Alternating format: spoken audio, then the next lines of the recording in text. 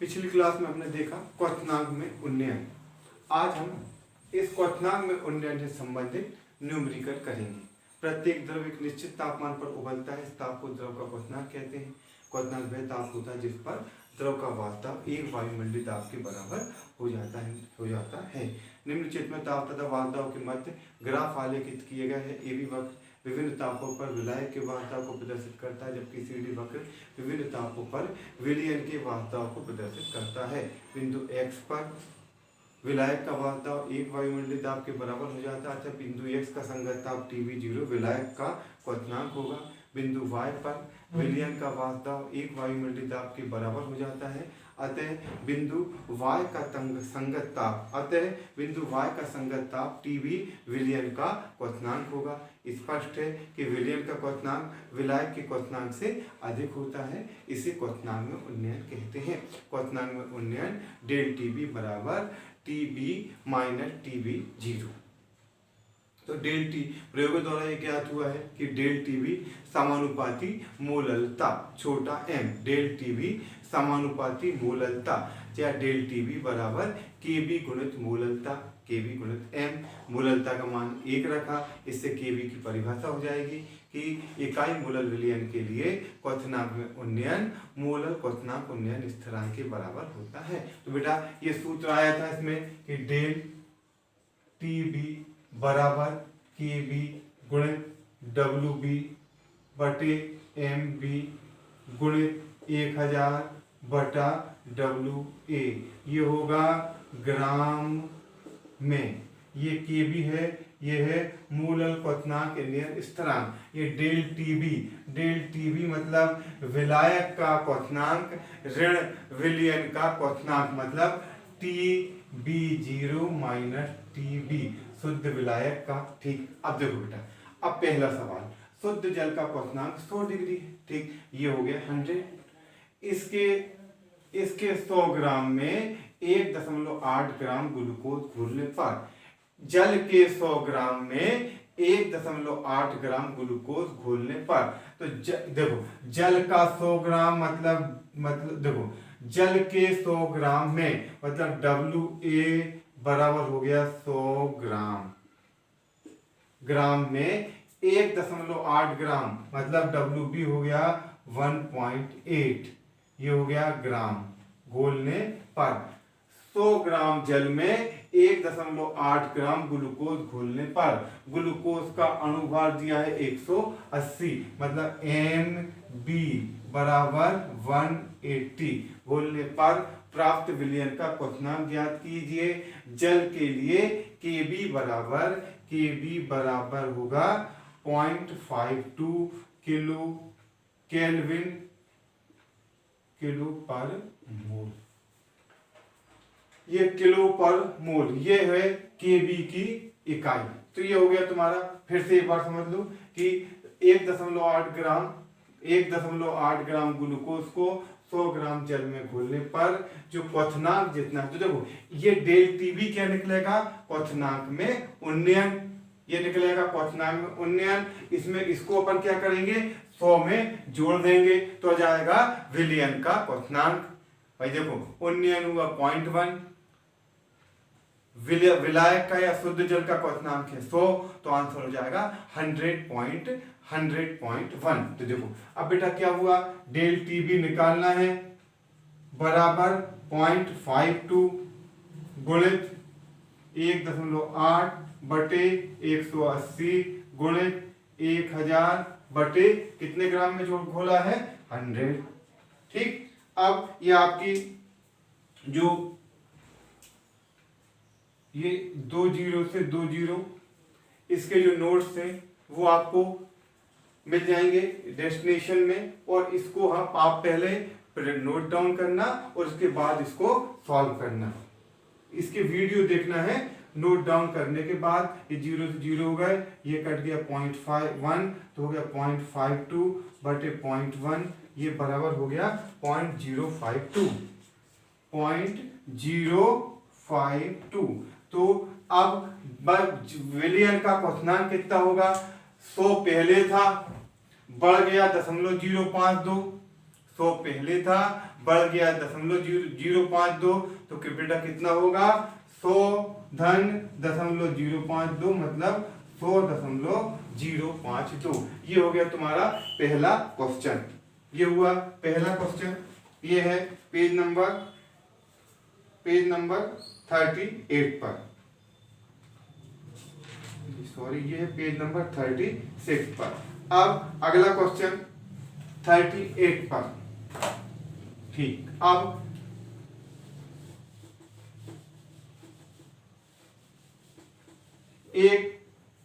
एक विलियन में 68.4 ग्राम सुक्रोज को, देखो बेटा ग्लूकोज का सूत्र होता है C6H12O6, इसका अनुभार होता है 180। सुक्रोज का सूत्र होता है C12H22O11, C12H22O11, तो इसका जो अनुभार है वो होता है 342।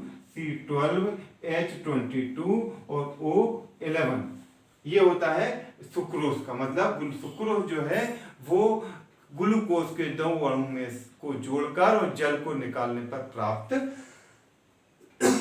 ग्लूकोज के 1 विलियन में, सुक्रोज के 1 विलियन में 68.4 ग्राम सुक्रोज 1000 ग्राम जल में घुला है। तो बेटा WB बराबर हो गया 68.4, 68.4, और कितने ग्राम जल में, WA बराबर दिया है 1000 ग्राम। 68 देखो A मतलब विलायक, यह है 1000,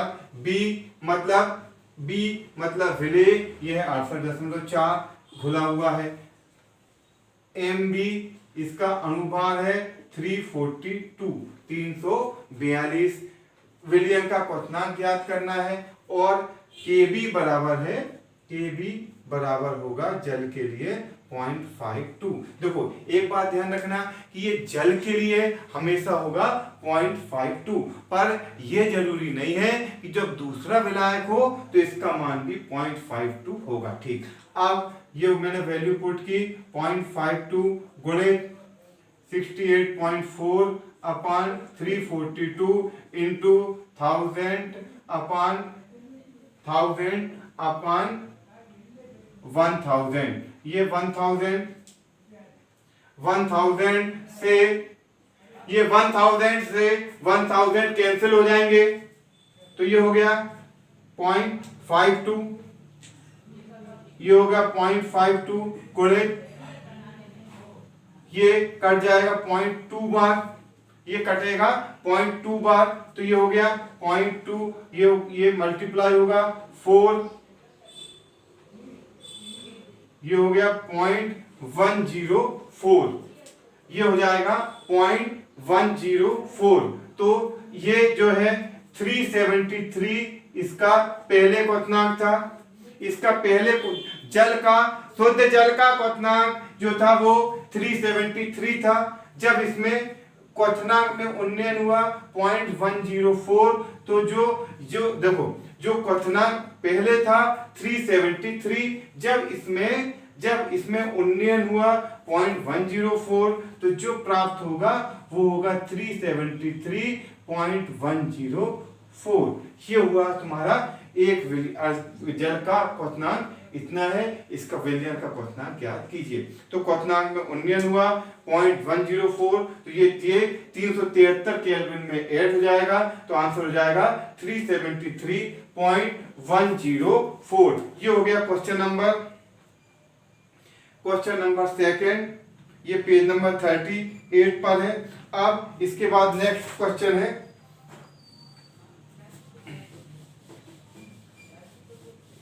अगला क्वेश्चन है थर्ड।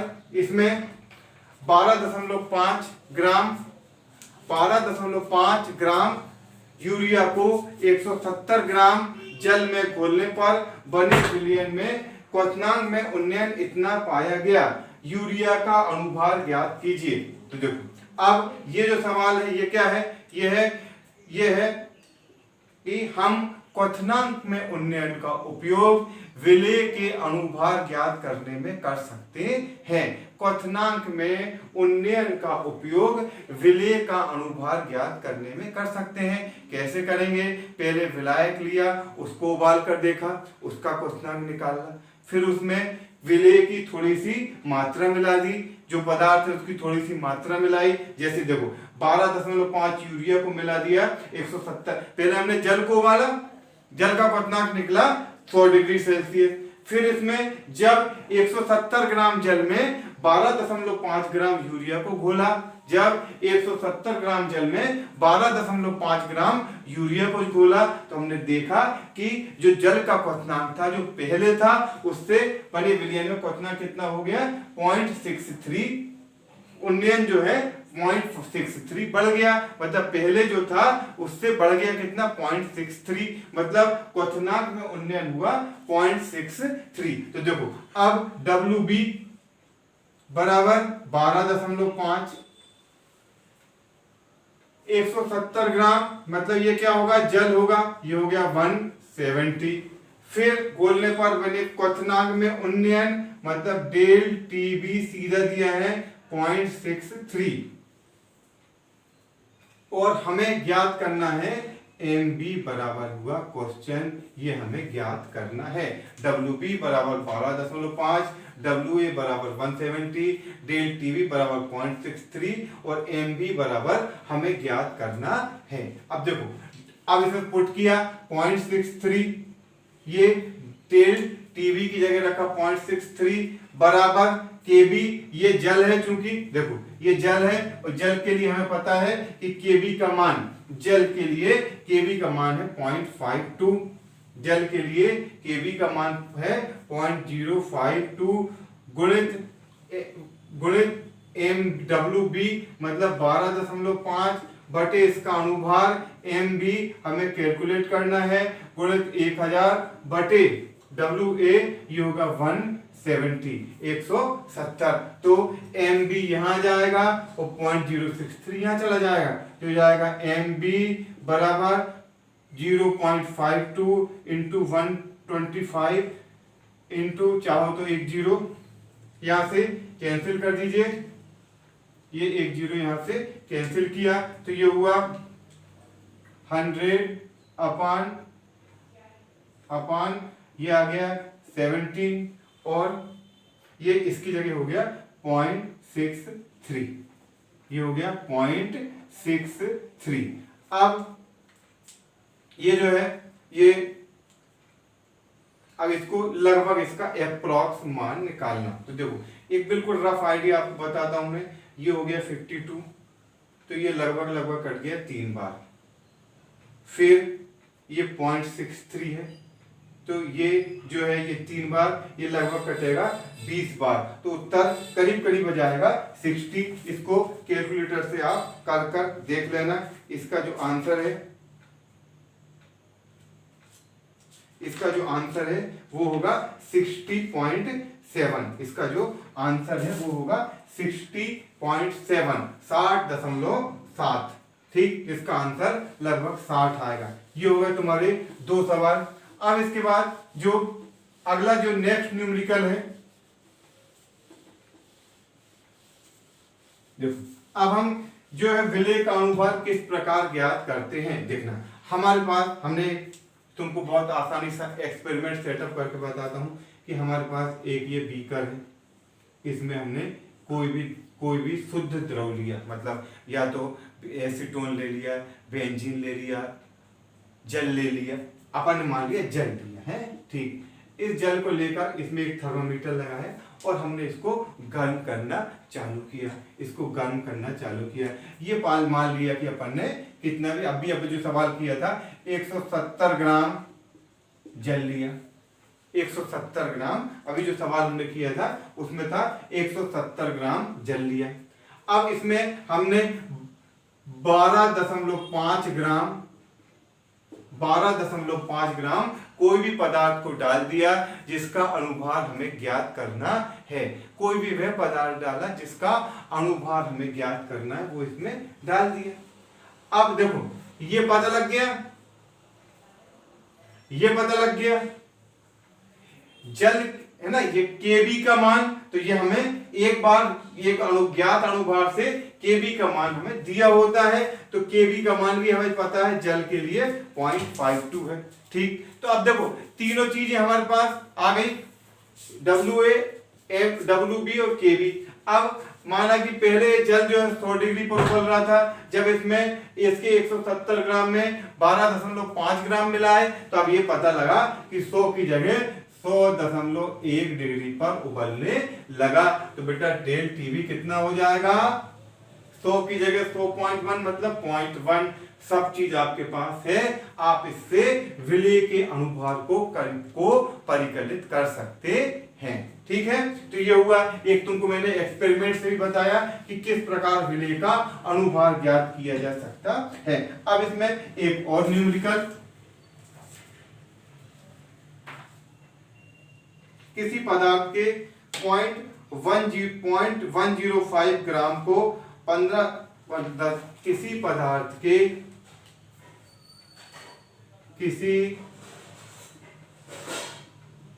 0.105 ग्राम को, जो पदार्थ है उसके कितने लिए 0.105 ग्राम लिए, ग्राम को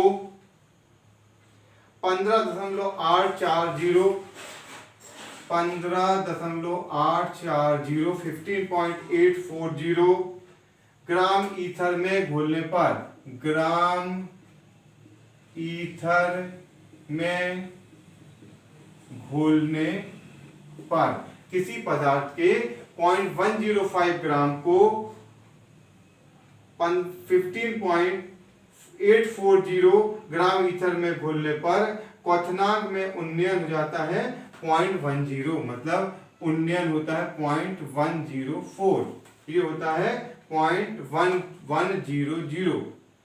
ईथर के लिए Kb बराबर, ये हुआ ईथर के लिए Kb बराबर 2.16, ये हुआ 2.16। ईथर के लिए Kb बराबर 2.16। तो हमें विलेय पदार्थ का अणुभार ज्ञात करना है।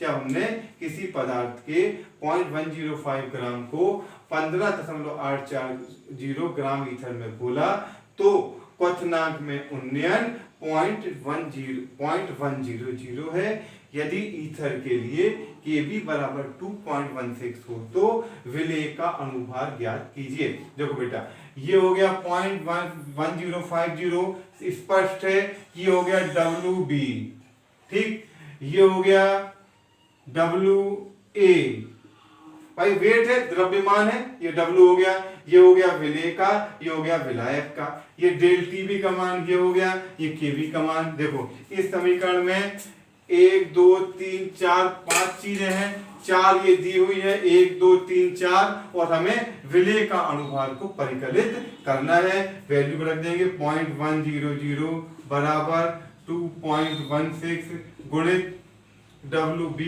0.105 बटे MB, ये हमें कैलकुलेट करना है, गुणित 1000 बटे 15.840 बटे 15.840।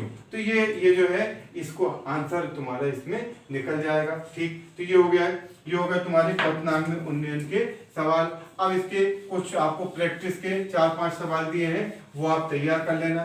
तो देखो अब हमारा जो हम पढ़ रहे हैं अणु संख्यक गुण, विलयन के वे गुण जो विलयन में उपस्थित विलेय के कणों की संख्या पर निर्भर करते हैं, ना कि उनकी प्रकृति पर। उन गुणों को हम अणु संख्यक गुण कहते हैं। अब इसके बाद जो अणु संख्यक गुण हैं वे जो है, पहला हमने पढ़ा वाष्पदाब में अवनमन नहीं, वाष्पदाब में आपेक्षिक अवनमन अणु संख्यक गुण नहीं है। दूसरा पढ़ा हमने क्वथनांक में उन्नयन। अब इस पर कुछ और छोटे ऑब्जेक्टिव क्वेश्चन आते हैं कि जैसे देखो, अब हमने फिर से एक बार देखा है क्वथनांक। तो बेटा क्वथनांक क्या होता है कि वह ताप जिस पर की द्रव का वाष्पदाब हो जाता है 1 atm, देखो जो वायु है ये सभी जगह एक दाब आरोपित कर रही है, इसको बोलते हैं वाष्प दाब। तो द्रव का जो वाष्प दाब है ये हो जाता है 1 atm। तो जब हम पहाड़ पर जाते हैं तो कहते हैं दाल नहीं गलती। पहाड़ पर जाते हैं या खदानों में जाते हैं तो दाल नहीं पकती है। क्या होता है, हमें पता है कि जब हम ऊपर या नीचे जाते हैं तो वायु जो है विरल हो जाती है, वायु जो है वो विरल हो जाती है। तो जो जो द्रव जो वायुमंडलीय दाब है वो 1 atm नहीं रह गया, वो पता लगा वो हो गया 0.98। जब हम पहाड़ पर गए, पचमढ़ी के पहाड़ गए, माउंट आबू के पहाड़ पर गए या किसी ऊंची जगह गए तो वहां पर 0.98 है। किसी खदान में गए तो वहां वायुमंडलीय दाब 1 नहीं है बल्कि कितना 0.98 atm है। तो क्या होगा, जल जो होगा वो कम तापमान पर उबलने लगेगा। जल कम तापमान पर उबलेगा। जब जल कम देखो दाल को पकने के लिए चाहिए 100 डिग्री और वो जो होगी 99 पर ही उबलने लगेगी। जब ये 99 पर उबलेगी तो दाल को तापमान मिलेगा 99 और उसको चाहिए 100, इसलिए वो नहीं पकेगी। मतलब क्या होता है कि क्वेश्चन देखो, क्यों पहाड़ों पर कोई चीज क्यों नहीं पकती, तो उसका कारण क्या है, क्योंकि वहां पर द्रव का वहां पर क्यों नहीं पकती, क्योंकि वायुमंडलीय दाब कम होने से क्वथनांक कम हो जाता है, जिससे चीजें नहीं पकती। इसका उल्टा है प्रेशर कुकर में क्या होता है, ऊपर गैस जो है भरी होती है, बंद होता है वो, तो वहां क्या है वायुमंडलीय दाब ज्यादा होता है। ज्यादा होने के कारण दाब ऊपर, प्रेशर ज्यादा होने के कारण जो है जल का क्वथनांक बढ़ जाता है, जिससे दाल या कोई भी चीज आसानी से पक जाती है। तो इस पे ये क्वेश्चन भी कुछ कॉम्पिटिटिव एग्जाम में जो है पूछे गए हैं। तो मतलब क्या हुआ कि पहाड़ों पर दाल इसलिए नहीं पकती क्योंकि पहाड़ों पर दाल इसलिए नहीं पकती क्योंकि पहाड़ों पर वायु विरल हो जाती है, वायुमंडलीय दाब कम हो जाता है, जिससे जल कम तापमान पर उबलने लगता है। फिर क्या हुआ कि जब जो पहाड़ों पर होता है वही खदानों में नीचे होता है, और जब हम प्रेशर कुकर में क्या होगा कि वायुमंडलीय दाब अधिक होता है। दाब अधिक होने से जल का क्वथनांक बढ़ जाता है। जल का क्वथनांक बढ़ने से जल जो है उबलेगा, जब 102 पर उबलेगा तो जो उबलने से जो है वो आसानी से दाल पक जाएगी। ठीक बेटा, अब कल हम तीसरा पढ़ेंगे परासरण दाब, ऑस्मोटिक प्रेशर। Thank you.